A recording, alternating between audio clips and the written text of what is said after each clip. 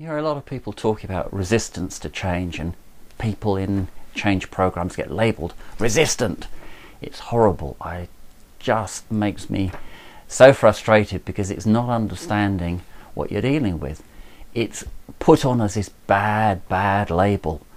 And actually, there are times when resisting something is a very powerful and useful thing.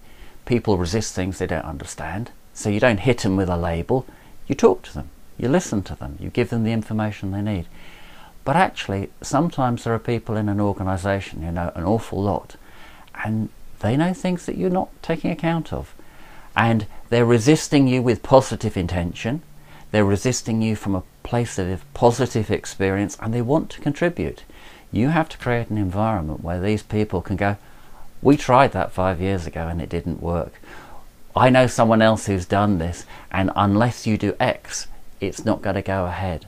So if you just work on the assumption that anyone who doesn't say yes first off is stupid or somehow trying to sabotage you, you're never going to approach them in the right way. Sometimes they just see it differently, and the beauty of an organisation is it's filled with people who see things differently. And particularly in Japanese type organisations, they keep talking until everybody's voice has been heard and there is a consensus. Now, I'm not necessarily suggesting that European companies should go that far, but there is a wisdom in the body of an organisation which, if you tap into, sustains and feeds you and makes the change work. And if you try to steamroll over it in this rather American sort of style that we see, it just makes a bump in the road and it doesn't work.